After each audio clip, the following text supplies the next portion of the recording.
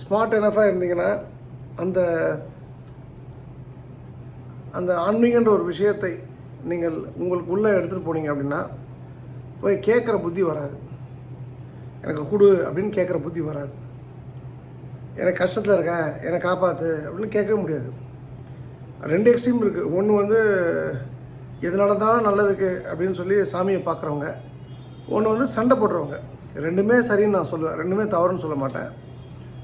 இப்போ அவங்க சொல்கிறாங்க வந்து அங்கே போய் வந்து உயர்ந்த நிலையக்கூடிய ஒரு ஒரு இடத்துல நாம் வந்து தாழ்ந்த நிலையக்கூடிய தாழ்வான விஷயங்களை போய் கேட்குறது சரியான. நான் இது போல் எதுவும் ரூல்ஸ்லாம் கிடையாது. நீங்கள் கேட்குறது தவறாக தப்புன்னு நான் சொல்கிறதுக்கு எனக்கு அருகதை இல்லை. ஆனால் நான் கேட்க மாட்டேன். நீங்கள் கேட்டாலும் அது தவறு கிடையாது. ஏன்னா எல்லாருமே வந்து ஹார்வர்டில் படித்த ஆள் கிடையாது. படிக்காதவன்னு இருப்பான், பிட் அடிச்சு பாஸ் ஆனவங்க என்ன மாதிரி இருப்பாங்க. ஸோ அதனால் நம்ம வந்து ரொம்பலாம் போட்டு மக்களை சுற்ற வேணாம். அவங்கவுங்களுக்கு எப்படி பிடிக்குதோ அப்படி கும்பிட்டுக்கிட்டோம். அதனால் எதுவும் ஒன்றும் குடிமொழி போக போகிறதில்ல. இன்ஃபேக்ட் அது ஒரு சக்தி களம். அங்கேருந்து நிறைய சக்தியை நீங்கள் வித்ட்ரா பண்ணலாம். ஆனால் நான் ஒரு விஷயம் மட்டும் சொல்கிறேன். நேற்று கூட ஒருத்தங்க கமெண்ட் கேட்டிருந்தாங்க, இன்னொரு கமெண்ட் ஒருத்தங்க போட்டிருந்தாங்க. ஃபஸ்ட் ஸ்டேஜில் தான் வந்து சாந்தாவோ ஒருத்தங்க வள்ளலார் இருக்காருன்னு. நான் வள்ளலாரெலாம் குறைச்சி மதிப்பில்லை, அவரை பற்றி பேச எனக்கு அறுது கிடையாது. நான் சொல்கிற விஷயம் நீங்கள் புரிஞ்சுக்கல.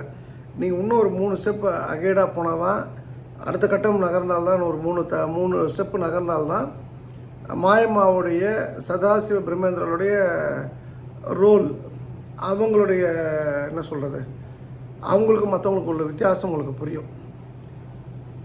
பட் ஆனால் இந்த 2 பேருமே தூக்கி கொண்டாடப்படுவார்கள், அது எந்த டவுட்டுமே உங்களுக்கு வேண்டாம். எனக்கு தெரிஞ்ச வரைக்கும் நான் ஏன் சதாசிவ பிரம்மேந்திரன் நேற்று சொன்னேன் அப்படின்னு சொன்னால், எனக்கு எப்படி அவர் எனக்கு பழக்கம் அப்படின்னா, எனக்கு சுவாமிநாதன் ஒரு ஒரு ஒரு மேனேஜர் இருந்தார். 1992 96 வரைக்கும் அந்த கம்பெனியில் வேலை பார்த்தேன். பின்னி இன்ஜினியரிங் லிமிடெட்,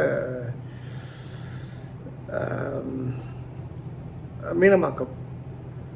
அங்கே வந்து அவர் பேரே சுகர் சுவாமிநாதன். அவர் வந்து புதுசாக வீடு கட்டுறாரு.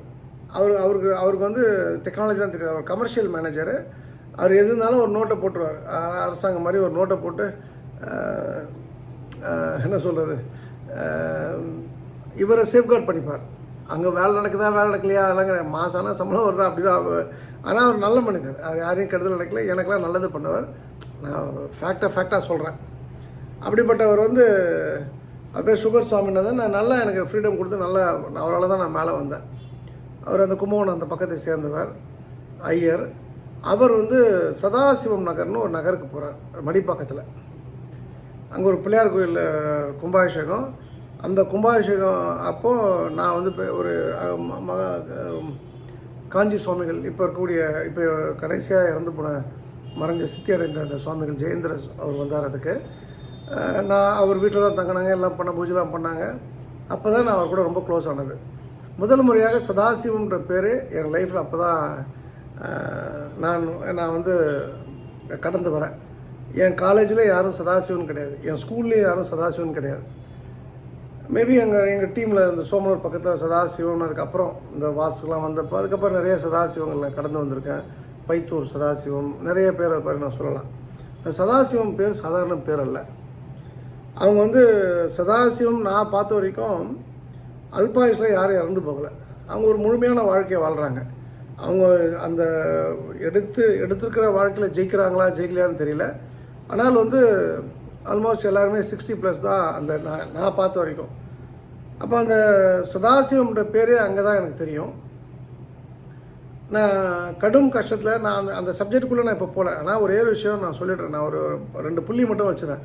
கடும் கஷ்டத்தில், கடும் பிரச்சனைகளில் நான் தெருவாக கோயிலாக சுற்றிட்டு இருந்த காலம். கோயிலெலாம் சும்மா இன்றைக்கி கார் இருக்குது, பைக் இருக்குது, இதில் வேணால் போகலாம். அன்றைக்கி பஸ்ஸை பிடிச்சி கோயிலாக சுற்றின காலம்னு ஒன்று இருந்தது. எதை யார் சொன்னாலும் சும்மாவே அந்த கோயிலுக்கு போகிறது, இங்கே கோயில் இருக்கா போய் இறங்கி போகிறது. இலக்கு இல்லாமல்லாம் வந்து பயணப்பட்டேன். துடுப்பு இல்லாத படகு போல் இலக்கு இல்லாமல் ஒரு பயணம். அப்படி வந்து போய் நின்று இடம் புன்னைநூல் மாரியம்மன்.